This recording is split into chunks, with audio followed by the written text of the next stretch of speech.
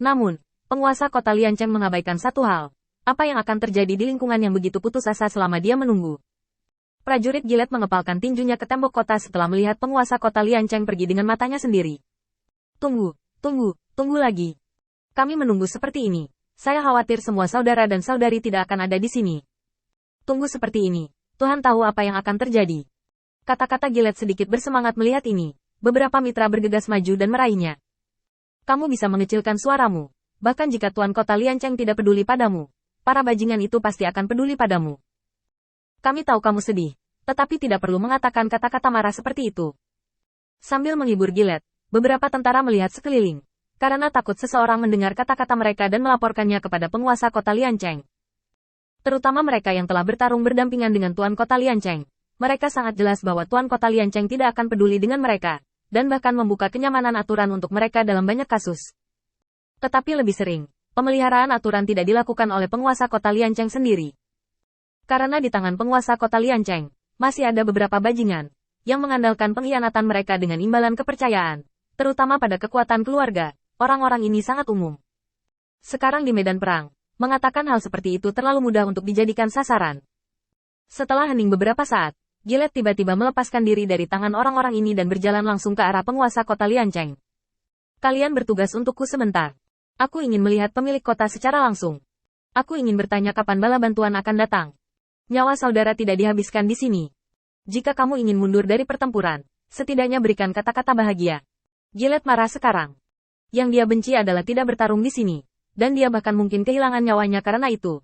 Tetapi dia tidak tahan dengan perilaku penguasa kota Liancheng. Semuanya harus memberi Anda pernyataan yang akurat. Daripada menjadi ambigu seperti sekarang. Dengan marah sampai ke wajah penguasa kota Liancheng, Gilet mengangkat tangannya dan ingin menamparnya di atas meja untuk menguatkan dirinya. Tetapi meskipun tangan itu terangkat, itu tetap tidak menembak jatuh. Apakah Tuan Kota bebas sekarang? Bawahan saya memiliki sesuatu untuk ditanyakan. Tuan Kota Liancheng tidak berbicara, hanya melihat gulungan kulit domba di tangannya, dan sepertinya mengabaikan niatnya. Qin Yichen, yang berada di samping, juga mengerti, dan penguasa kota Liancheng baru saja datang kepadanya, jadi untuk masalah ini. Namun, dari titik ini, Qin Yichen dapat melihat betapa buruknya situasi kota pemurnian Beiyun saat ini. Seorang prajurit biasa benar-benar dapat masuk ke sini tanpa melewati penyelidikan dan peninjauan. Untuk mengatakan bahwa tidak ada dukungan di balik ini, Qin Yichen tidak akan mempercayainya. Adapun siapa mereka, Qin Yichen tidak mudah ditebak, tetapi memikirkannya, penguasa kota Liancheng sudah memiliki jawaban di dalam hatinya. Qin Yichen tersenyum ringan dan menatap Gilet. Katakan padaku, tergantung pada pertanyaan yang ingin kamu tanyakan. Itu adalah sesuatu yang ingin diketahui sebagian besar tentara sekarang. Kali ini, jika kamu masuk ke kamp tanpa izin, kamu dapat kembali dan menghukummu sesuai dengan setengah dari peraturan militermu.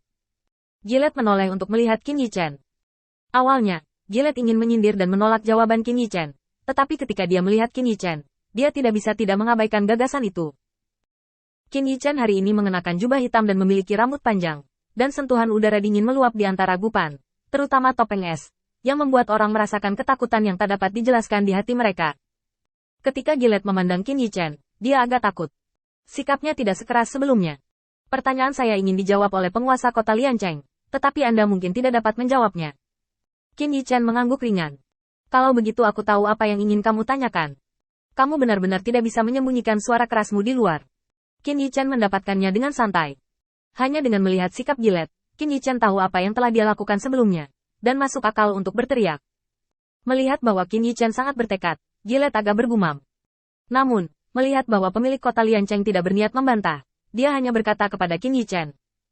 Aku hanya ingin tahu, apa artinya sekarang? Apakah kita ingin bertarung sampai mati di sini?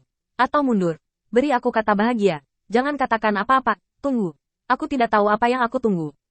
Karena, menunggu untuk mati. Semakin banyak Gilet berbicara, semakin bersemangat dia, dan akhirnya mengabaikan tekanan yang dibawa oleh penampilan Qin Yichen.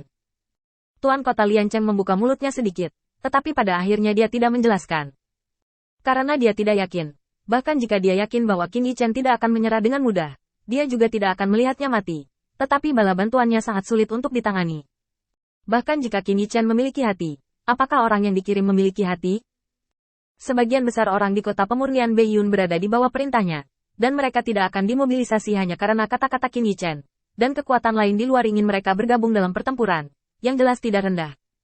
Dia tidak yakin, atau bahkan percaya bahwa ada bala bantuan, terutama karena Qin Yichen mengatakannya. Adapun alasannya, dia benar-benar tidak bisa memikirkannya. Dengan kata lain, penguasa kota Liancheng lebih bersedia memilih untuk mempercayai Qin Yichen, daripada kemungkinan bala bantuan muncul. Pertanyaan prajurit, penguasa kota Liancheng tidak punya cara untuk menjawab. Hanya karena saya percaya bahwa Qin Yichen akan membantunya dengan berbagai alasan. Apakah pasti akan ada bala bantuan? Jelas tidak mungkin. Ini juga merupakan pemikiran nyata yang secara khusus dipanggil oleh penguasa Liancheng sebagai Qin Yichen.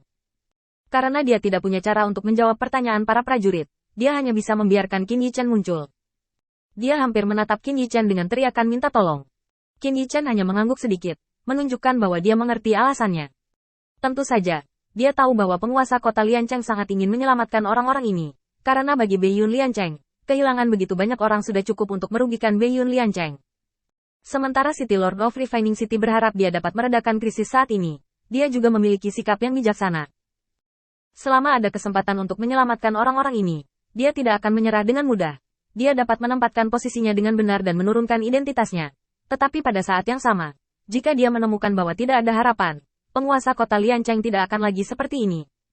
Melihat Gillette, Qin Yichen tersenyum sedikit. Sebenarnya, saya harus memuji Anda, karena penilaian Anda benar di mata kebanyakan orang, dan itu juga benar di bawah verifikasi banyak presiden. Jika saya hanya menunggu di sini, saya ingin menunggu bala bantuan dari kota pemurnian Beiyun, memang tidak mungkin.